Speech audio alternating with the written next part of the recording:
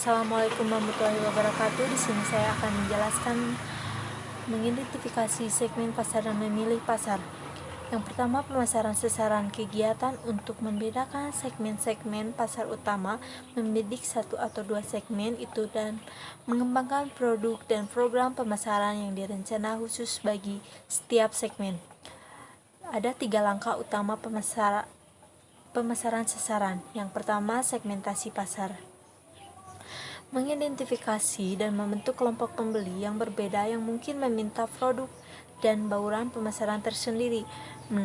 Yang kedua, penetapan pasar sasaran. Memilih satu atau lebih segmen pasar untuk dimasuki.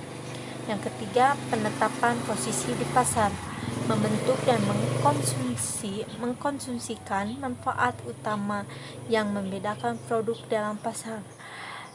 Ada segmentasi pasar. Pasar dapat disegmentasikan dengan 5 cara, yaitu 1. Tingkat segmentasi, 2. Pola segmentasi, yang ketiga prosedur segmentasi, yang keempat dasar-dasar untuk segmentasi pasar konsumen dan pasar bisnis, yang kelima persyaratan bagi segmentasi yang efektif. Konstomisasi telah berfungsi dengan baik pada beberapa produk. Yang pertama, segmentasi pasar konsumen. 2 kelompok variabel digunakan secara luas untuk melakukan segmentasi pasar konsumen. Beberapa preset berusaha membentuk segmen mengamati ciri-ciri konsumen seperti ciri geografis, demografis, dan psikografis. Ada segmentasi geografis.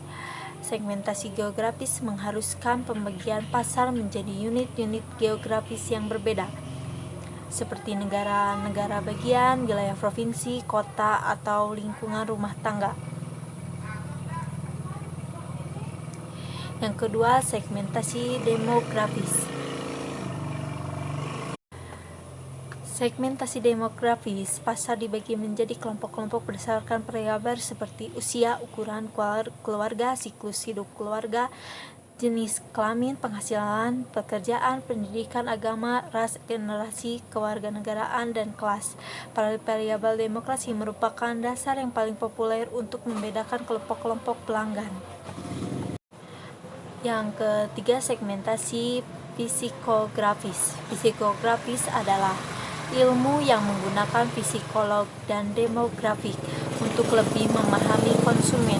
Dalam segmentasi psikografis, para pembeli dibagi menjadi kelompok yang berbeda-beda berdasarkan gaya hidup atau kepribadian atau nilai. Salah satu sistem klasifikasi paling populer yang tersedia secara komersial berdasarkan ukuran psikografis. Yang keempat, segmentasi perilaku. Dalam segmentasi perilaku, pembeli dibagi menjadi kelompok-kelompok berdasarkan pengetahuan, sikap, pemakaian, atau tanggapan mereka terhadap produk tertentu. Dasar segmentasi pasar bisnis.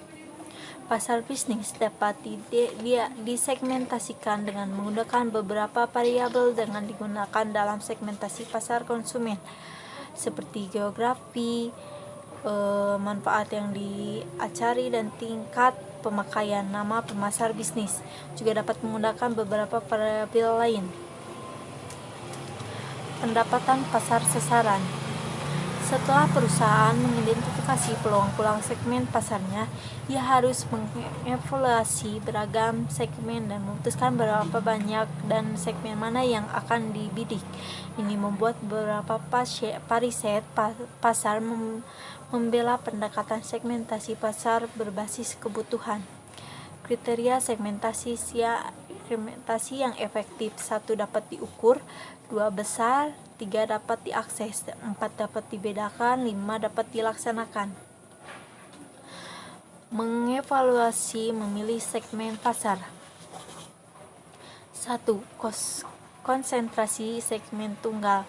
Melalui pemasaran yang terkonsentrasi, perusahaan mendapatkan pengetahuan yang kuat tentang kebutuhan segmen dan meraih posisi yang kuat di segmen tersebut. 2. Spesialisasi selektif.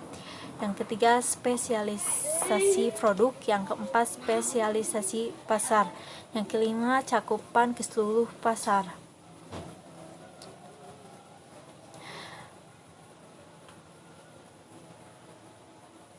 Sekian penjelasan dari saya. Terima kasih atas perhatiannya. Wabillahi taufiq wal hidayah. Wassalamualaikum warahmatullahi wabarakatuh.